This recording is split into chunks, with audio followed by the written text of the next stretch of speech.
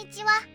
今回はメダリスト第18話への視聴者の反応をご紹介します。このチャンネルでは最新アニメの視聴者の反応や感想をご紹介しています。みんなの解釈や考察を知るとアニメ視聴の楽しみが増えると思いますので、ぜひ最後までお楽しみください。氷の上に絶対はないが、ヒカルちゃんには絶対がある。ボス戦、放送枠の関係で1ヶ月しかねえな。奇跡は起きます。起こしてみせます。今週この金メダル云々のセリフの週か。ガチのライバル宣言か。奇跡は起きないから奇跡って言うんですよ。なんで豊が闇落ちしてんの？中二病という病に。女作者だから。ドラゴンボールで言えばピッコロ大魔王を倒したぐらいでラディッツに挑む感じか。オリンピックは4年に1回しかないから年齢だけでも不運はあるんだよね。選手としてのピークが個人でもかなり違うし。やっぱ面白い。大会なくても。今のところ男性3人でお話を回してます。司先生役の大塚武雄もオーディションは豊順で受けたそうだ。なんかホモっぽいアニメになってきましたね。お前がホモだからそう見えるんだろうな。原作だとラスボス戦が早すぎるだったような。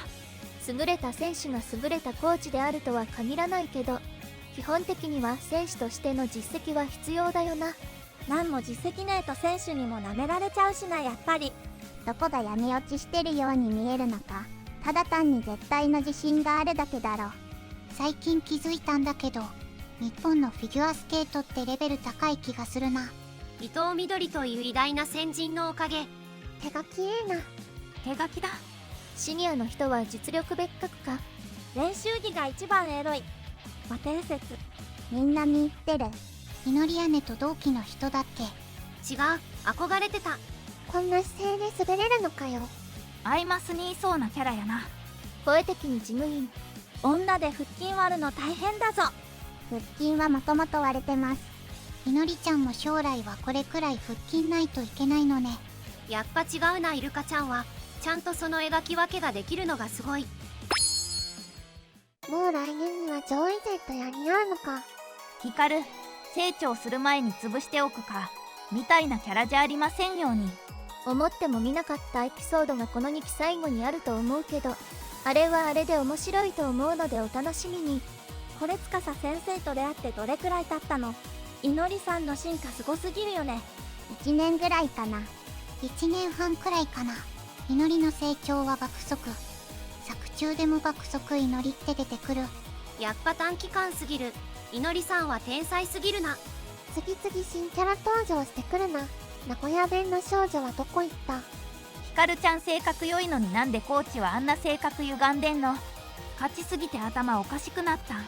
闇落ちしないとやっていけない過酷な競技なんだろう。第一印象悪いとずっと嫌いになるからヤンキー女すげえ嫌いなんだが。っていうか最近の性格悪いキャラが人気になる風潮嫌いだわ。根っこは優しいので。ここからの反転がすごいにゃ。ちゃんと面白いシーンは拾っててようやっとる。フィギュアスケートのジュニアクラスは原則として13歳から19歳までの男女が対象です。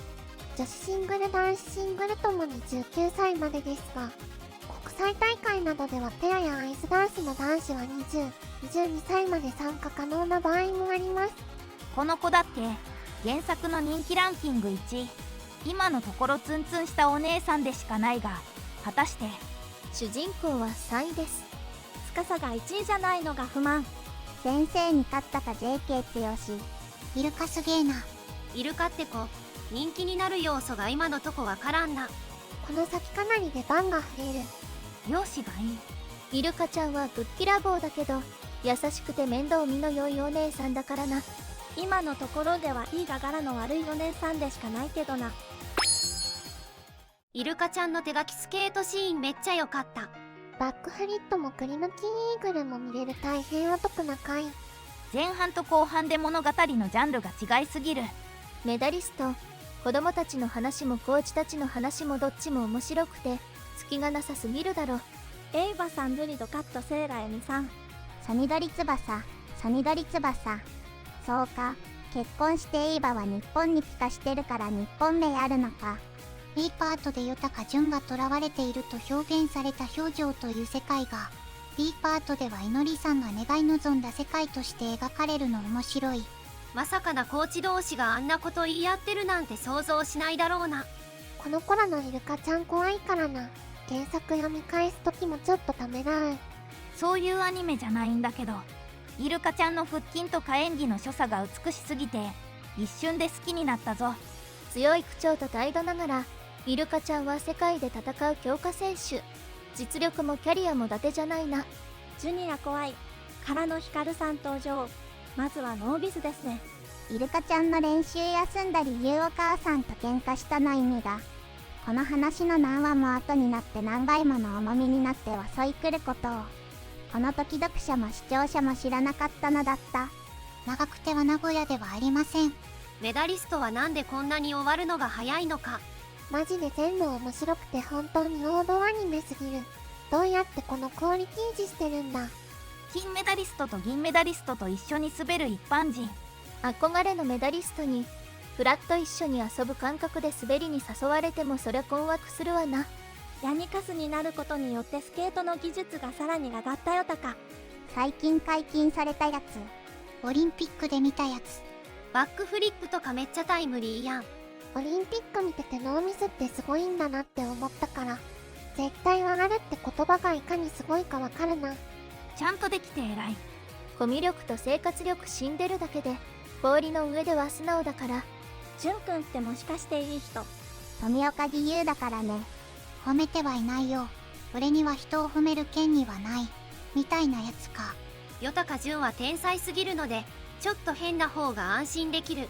これで新一郎くんや堀先生くらいの立派な大人だったら誰も何も言えない。新一郎くん、だいぶ年上なのでは。同年代新一郎くんはあれでも30代だ。祈りとリオが2人になると年相応の喧嘩するのいいよね。ソニドリ先生も奥さんも知ってるってことは食卓とかでも司先生はね言ってたんだろうな。リオウくんかわいいね。日本のフィギュア界が負け落とされるゆえんであるローカル大会でも世界級選手と普通に当たる。オリンピックの出場逃した選手が四大陸選手権で優勝してたりするしね。最後までご視聴いただきありがとうございました。皆さんのご感想や注目ポイント、考察などありましたらコメントで教えていただけると嬉しいです。このチャンネルでは最新アニメの視聴者の反応や感想をご紹介しています。ぜひチャンネル登録とグッドボタンをよろしくお願いします。それではまた次回の動画でお会いしましょう。